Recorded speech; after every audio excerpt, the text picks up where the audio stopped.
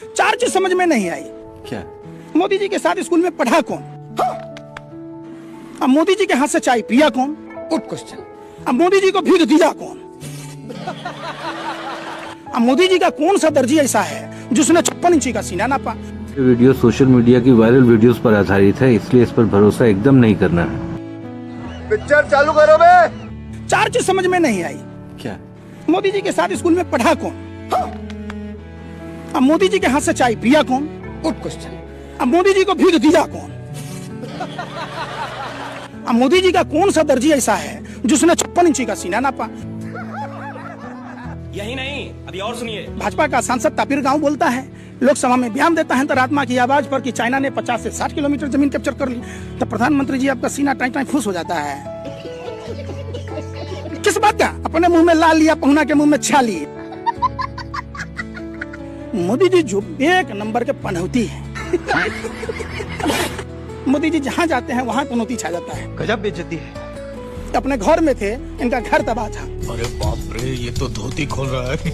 भरी जवानी घूट घूट कर मरती रही, न वो सुहागन रही न विधवा। मोदी जी वादे के सच्चे होते तो मोदी जी के भी बच्चे होते। बड़ी खबर, ईडी का केस खत्म हो गया केजरीवाल के खिलाफ। ये तो लेटेस्ट न्यूज है।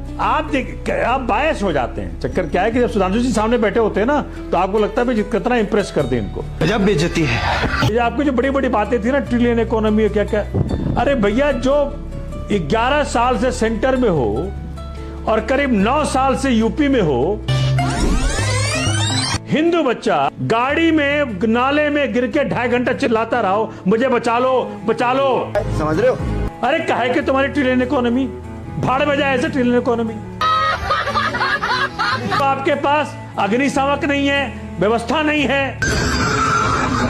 मतलब इंदौर में 23 बच्चे मर गए गंदे पानी पीने से। अहमदाबाद में लोग बीमार हो गए, 7 साल की बच्ची मर गई। अरे काहे की ट्रिलियन इकोनॉमी? वो जो तुम्हारे फ्रॉड दोस्त है ना, जिनको बचा रहे हो अमेरिका से, उसके लिए ट्रिलियन इकोनॉमी है ये। अरे साला तुम लोग पागल है क्या? गाय हमारी माता है, इजराइल काट के खाता है, फिर भी मोदी इसको फादरलैंड बताता है। वंदे मातरम, अंधभक्त है बेशरम।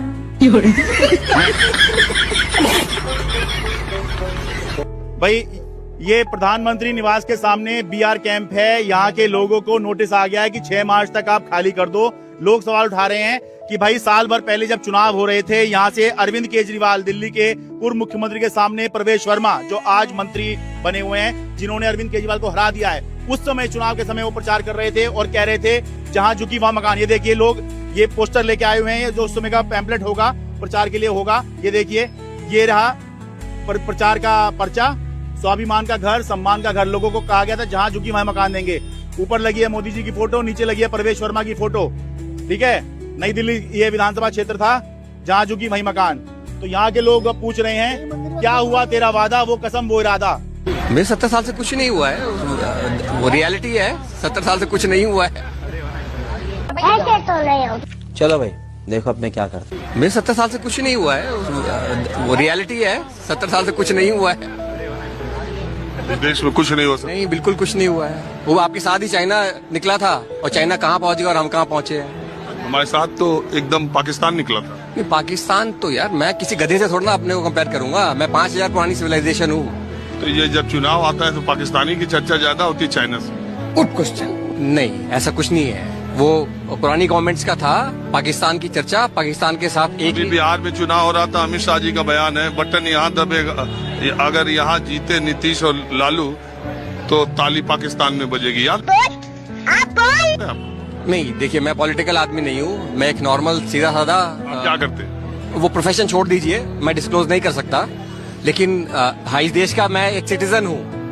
और आप ये मानते हैं कि 70 सालों में पीछे इस देश में कुछ भी नहीं हुआ? बिल्कुल सही। सब कुछ जो भी हुआ है वो देश के खिलाफ हुआ है। नेहरू को एक भी वोट नहीं मिला था प्राइम मिनिस्टर बनने का। Out of 15 votes in the constituency उस टाइम 12 वोट सरदार वल्लभ भाई पटेल को मिले थे। जो सच्चाई है वो सच्चाई है। सच्चाई आपसे छुपा दी गई। सुभाष चंद्र बोस को गायब कर दिया गया। तो ये सारी चीजें सच्चाई है। एजुकेशन सिस्टम, क्या डेवलपमेंट की है यार? कुछ डेवलपमेंट नहीं की है। सुभाष अरे झूठ बोल रहा है ये झूठ। चंद्र बोस कांग्रेस के प्रेसिडेंट कभी थे कि नहीं? बिल्कुल। और क्यों हटाए गए थे कांग्रेस के प्रेसिडेंट से, वो भी आपको मालूम होना चाहिए ना। जस्ट बिकॉज महात्मा गांधी को नहीं पसंद थे। बात यह है कि आप ऐसे शब्द का प्रयोग कर रहे हैं राष्ट्रपिता के लिए, वो मैं अपने चैनल पे दिखा नहीं सकता। नहीं, सुनिए, राष्ट्रपिता नहीं है वो, ठीक है, वो आप किसी ने कहिए। बना दिया गया। यही आजादी है और इस नहीं, पर आजादी की बात नहीं है। जो 70 साल में बनाया था वो 8 साल में बेच दिया। लाल किला तक नहीं संभाला गया इनसे। लाल किला कुतुब मीनार तक नहीं संभाला गया इनसे। आप बता सकते ना भाई साहब से, आप सिर्फ मुझे बता दीजिए कि महात्मा गांधी को राष्ट्रपिता किसने कहा? मुझे नहीं मालूम किसने कहा। हवा निकल गई। मैं बता देता हूँ। हाँ जी बोलिए। सुभाष चंद्र बोस ने ठीक है, उन्होंने बोला अपने रेडियो के संबोधन में। वो दैट्स ओके, बट वो आप सुभाष चंद्र बोस को क्या मानते हैं? नहीं, सुभाष चंद्र बोस को मैं अपने लीडर मानता हूँ। आज आपको ये पता चला कि राष्ट्रपिता सुभाष चंद्र बोस ने कहा। नहीं, वो ठीक है यार, किसी एक आदमी बोलने से वो हम सबके। राष्ट्रीय सुरक्षा सलाहकार कह रहे हैं प्रतिशोध लेना होगा। हर युवा के अंदर एक आग होनी चाहिए कि अतीत में जो हुआ उसका बदला लेंगे। ये डोभाल साहब का ये रंग है और ये समय समय पर दिखता रहता है। और ये अब ये पहलगाम में आतंकी आकर घुस जाते हैं, अभी तक किसने वो साजिश रची, वो उसका भंडाफोड़ अभी तक नहीं हुआ। पुलवामा का भंडाफोड़ आज तक हमें पता ही नहीं लगा। वो हमारे 40 सीआरपीएफ के जवान कैसे मरे, कैसे एक गाड़ी आरडीएक्स से भरी हुई वो उस बस से आकर टकरा गई। अगर आप पहलगाम में है और आपको कुछ कहना है तो आप उस बारे में तो बात नहीं कर सकते हैं।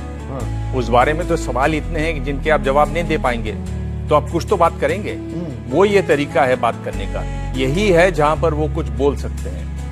ये जो लगातार विश्वगुरु वाली जो बात है, जो आपने बहुत कायदे से उठाई, आप ये देखिए कि भारत कितना खर्च करता है शिक्षा पर, 4.5%, 4%। आप अगर विश्वगुरु बनना चाहते हैं तो शिक्षा पर जरूरत होनी चाहिए 6%। आपने कहा न्यू एजुकेशन पॉलिसी में। दिबांग, मेरे घर में भी एक मंदिर है, पर मंदिर बनाने से आधुनिक राष्ट्र बन जाएगा क्या? पर अगर आप एजुकेशन पे ही रहे, चाइना में कितना खर्च होता है? 11% खर्च करता है चाइना। भारत में केवल 1% R&D पर खर्च होता है जीडीपी का। चीन में 2.6% होता है। ध्यान रहे कि उनकी जीडीपी आपकी जीडीपी से 5% ज्यादा है। मैं एक चाइना एक्सपर्ट का वीडियो देख रहा था दिबांग, जो BYD कंपनी है जिसने अब टेस्ला को भी मात दे दी है, दांत खट्टे कर दिए ई कार्स को लेकर। मैं भी यहाँ पर बता दूं दर्शकों, एक ई कार ही इस्तेमाल करता हूं। बिल्कुल। तो BYD के संस्थापक बोल रहे थे कहीं, और इन सज्जन का उसके बाद नंबर था। तो BYD के संस्थापक क्या बताते हैं कि मैंने अपनी सरकार से कहा कि मुझे रिसर्च के लिए $1 बिलियन चाहिए, एक आंकड़ा दिया। सरकार ने क्या कहा, 15 बिलियन लो, टारगेट सेटिंग करो, टाइम बताओ कब तक टेस्ला को पीछे छोड़ दोगे। वहां पर 1,20,000 इंजीनियर्स सिर्फ रोबोटिक्स में लगे हुए हैं। 1,20,000। देखिए, मैं चीन घूमकर आया हूं, 2 बार घूमकर आया हूं, और मैंने इसी एंगल से वहां पर काम किया है। रिपोर्ट्स की हैं जो ABP न्यूज पर ही चली। आप ड्रोन के जो बिलियनर हैं वो नई टेक्नोलॉजी के दुनिया के पहले बिलियनर हैं, और वो कहां के उनकी नागरिकता, शंघाई में रहते हैं। तो न्यू टेक्नोलॉजी की अगर बात हो रही हो, जिस तरह से रिसर्च हो रही है, मेडिसिन पे मैं इतना पढ़ रहा हूं आजकल, जिस तरह से मेडिसिन में चाइना में रिसर्च हो रही है और जिस तरह के नए नए पेपर्स आ रहे हैं, जिस तरह के पेटेंट्स हो रहे हैं, चीन इस समय सबको मात। सबसे बड़ी लड़ाई कौन जीती है? 1971।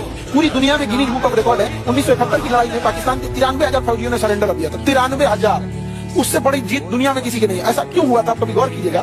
जब हम लोग इंडिया में वो लड़ाई लड़ रहे थे, हम लोग 1971 का, तो इस लड़ाई में अमेरिका ने पाकिस्तान का पूरा भरपूर साथ दिया था। तो वेस्टर्न कमांड जो थी एयरफोर्स ने इसको पूरी संभाल रखा था। कहा कि हम इधर से तो घुसना ही नहीं देंगे एयरफोर्स। समझा गया? एयरफोर्स समझा गया यहाँ पर। और आर्मी, नेवी जो थी यहाँ इस एरिया में, आर्मी ने पूरा इस एरिया को कमांड कर रखा था नेवी के साथ यहाँ। तो एयरफोर्स किसका कौन संभाल रहे थे? कैप्टन इदरीस। समझा? वहीं पे अगर जो समझौता, ये जगजीत सिंह अरोड़ा, जो पाकिस्तान को चारों ओर से घेर लिया था बांग्लादेश को, जगजीत सिंह अरोड़ा सिख जाति से, किसे थे? सिख जाति। एयरफोर्स संभाल रहे थे इदरीस, मुस्लिम में थे, संभाल रहे थे। और जो पाकिस्तान को हरा दिया, जिसने पाकिस्तान को हराया, उस समय पूरी सेना को कमांड कर रहा था जनरल मानेकशॉ, पारसी धर्म के थे, पारसी धर्म से। जब पाकिस्तान हार गया और 93,000 फौज ने सरेंडर किया, तो समझौते पे साइन कराने के अंदर जनरल जैकब यहूदी धर्म के थे। देखो हिंदुस्तान की खूबसूरती, ये हमारा हिंदुस्तान है, समझ गया? अब जाके हमें इतनी बड़ी जीत मिली। और आज लोग कहेगा कि जाति में बटो, धर्म में बटो। यहाँ देख लो, 1971 में धूल चटा दिए थे पूरी दुनिया को, अमेरिका परमाणु बम मारने आया था। लेकिन हम लोग के अंदर ये है भारत। भारत एक देश नहीं है, एक विचारधारा है, एक इमोशन है। और ये इमोशन और विचारधारा तब तक ही जिंदा है जब तक हम सब एक हैं। और जहाँ हमारे अंदर ये जाति धर्म की भावनाएं आएंगी, हम सब बिखर जाएंगे। और विरोध करने के तरीके सबके अलग अलग हो सकते हैं जी। मुद्दा ये है कि देश का प्रधानमंत्री बिल्कुल सस्ते व्हाट्सएप फेसबुक छाप ट्रोल से स्क्रिप्ट सीख के आता है और भाषण सुनाता है। ये वो सरकार है जिसको 3 साल से जलते मणिपुर में महिलाओं के निर्वस्त्र करके गैंगरेप होने पे शर्म नहीं आई। देश के कितने ही राज्यों से हजारों महिलाएं, बच्चे, माइनर्स गायब हैं। भारतीय महिला का नाम एप्स्टीन फाइल्स तक पहुंच गया, तब इस सरकार को शर्म नहीं आई। करोड़ों बच्चे मैल न्यूट्रिशन का शिकार होकर मर रहे हैं, उनके सर पे ना छत है ना उनके पास कपड़ा है, तब इस सरकार को शर्म नहीं आई। लेकिन यूथ कांग्रेस के 5-6 लड़के बिना टी शर्ट के खड़े हो गए तो इनको शर्म आ गई। इस सरकार का अभिवादन होना चाहिए कि बेगैरतों, बेशर्मों, कभी जाके तो तुमको शर्म आई। इस बात के लिए थैंक यू का एक कार्यक्रम चलाइए आप कि आपको शर्म आ गई मोदी जी, थैंक यू। मध्य प्रदेश, आसाम, पता नहीं कहां इन लोगों ने हर जगह पीसीसी के कार्यालयों पर आक्रमण किया है। नए भारत में पत्थरबाजों को ढूंढने के लिए कश्मीर तक जाने की जरूरत नहीं है रोहित। पत्थरबाज मध्य प्रदेश में है, पत्थरबाज आसाम में है। मंदसौर में हमारी एक महिला साथी ने चप्पल दिखा के भगाया है इनको। ये कायर भी हैं, झूठे भी हैं और देश से धोखा तो कर ही रहे हैं। उस एआई समिट में गलगोटिया यूनिवर्सिटी ने कागज का प्लेन बना के रखा था एआई के नाम। थर्मोकोल। जो अपने आप को टेक्नोलॉजी का मंत्री कहता है, वो आदमी ने क्या किया कि जिसको कि वाणिज्य मंत्री कहा जाता है, वो प्रेस कॉन्फ्रेंस करके कहता है कि भैया मोदी जी ने डील करा दी। डील क्या कराई? वो एप्स्टीन फाइल के मेल में और ट्रंप के ट्वीट में। भाई मैं क्या पता मणिपुर की प्रॉब्लम जिस तरीके से वो टैकल कर रहे हो, आपका तरीका अलग हो। एक ऐसे गृह मंत्री, ऐसे प्रधानमंत्री जो दिन रात अपने नाम का डंका बजवाते रहते हैं, बजता फटा ढोल है लेकिन उन्हें डंका लगता है। उन लोगों ने मणिपुर को 3 साल से जलने दिया, कुछ नहीं किया। तो महिलाओं को निर्वस्त्र करा के घुमाया गया, वीडियो सर्कुलेट हो रहा है और वो चीफ मिनिस्टर इस बात पे रैली निकाल रहा है अपनी सरकार में रहते हुए कि वीडियो सर्कुलेट हो गया। कि ऐसी बेशर्मियों के बीच में हमें इस घटना को शर्म की निगाह से नहीं, यूथ के फ्रस्ट्रेशन की निगाह से देखना चाहिए। इस देश के किसी भी एक एवरेज युवा को पकड़ के पूछिए जो परीक्षाओं में, जो नौकरियों के फॉर्म भर भर के लुट रहा है, उसके कितने कपड़े उतर। यश भाई, मैंने मेरे को दिखाने की कोशिश कर रहे हैं। मैं तो दिखा रहा हूँ कि आपकी असलियत क्या है। कितने बड़े चोर हो, के प्रति बिके हुए रोएंगे। बच्चा पार्क वाली कहानियां सुनाते हो आरएसएस वाली की। आप भी एक महिला है, क्या एप्स्टीन का साथ देने वाला लोग आपकी नजर में सही है या गलत है? Good question. मेरी नजर में कतई सही नहीं। वहाँ बच्चियों की चीखें आपको सुनाई दी। शर्म नाम की चीज होगी आप पत्रकारों का। एक भी भारत का मीडिया नहीं चला रहा है। बात तो सही। अगर वही विपक्ष के किसी नेता के यहाँ का चपरासी, अरे सुन तो लो, मैं क्या कहा, अगर सपोज कीजिए कि राहुल गांधी के यहाँ कोई ड्राइवर है, तेजस्वी यादव के यहाँ कोई प्यून है, अखिलेश जी के यहाँ है, तब आप क्या करते हैं? क्या करते आप? नागिन डांस कैसे नाच रहे होते? नहीं ना, तो इजराइल पहुंच जाते लाइव टेलीकास्ट। ऐसा हो सकता था कहीं आइलैंड पर भी पहुंच जाते आप। अरे यार, मैं क्या बोला, विपक्ष के किसी भी नेता के एक भी कर्मचारी का नाम होता तो आप लोग नागिन डांस कर रहे होते, लेकिन पप्पा का नाम आया है तो क्या कहोगे अनभक्त गोदी मीडिया के पत्रकारों के? ये काम ठीक हो रहा है कि नहीं? ये काम अभी तक 2000 हमारा ख्याल 2014 से काम अभी तक सभी बढ़िया हो रहे हैं, कोई प्रॉब्लम नहीं। जब से मोदी जी आए बिंदास कागज ढूंढिए, कागज में लगे रहिए, कोई टेंशन नहीं, विदाउट टेंशन। 5 किलो राशन लीजिए, रोटी बनवाइए, कागज ढूंढिए।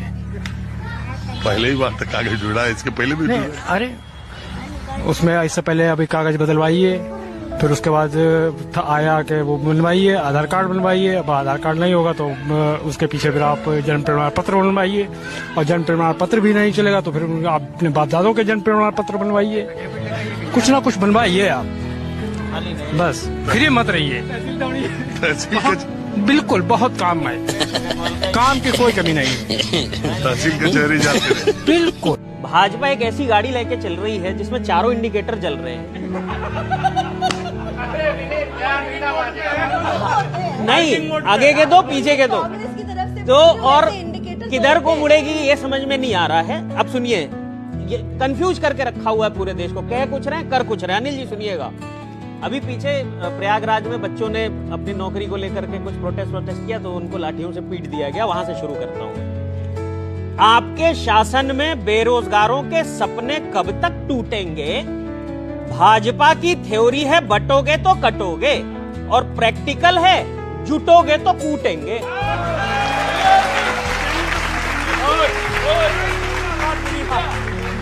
भाजपा भी कमाल है, जहां सरकार नहीं है वहां नौकरी की घोषणाएं बघार रही है, पर जहां सरकार है वहां नौकरी के नाम पे लाठी मार रही है।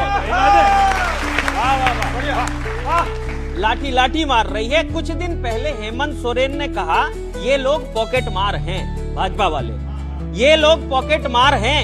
शायद उनके बयान महज संयोग थे, पर इसको क्या कहें? मिथुन चक्रवर्ती की जेब वहां कटी जहां सिर्फ भाजपा के लोग थे। भाजपा का अलग स्टाइल है, दूसरों के तवे पर अपनी रोटी सेक लेती है। दुनिया पहले इस्तेमाल करो फिर विश्वास करो करती है, बीजेपी इस्तेमाल करके फेंक देती है। बहुत बहुत धन्यवाद। हमारा वीडियो कैसा लगा कमेंट करके बताइएगा, और हाँ, इस चैनल को सब्सक्राइब करना नहीं भूलना है। धन्यवाद। जय हिंद, जय भारत।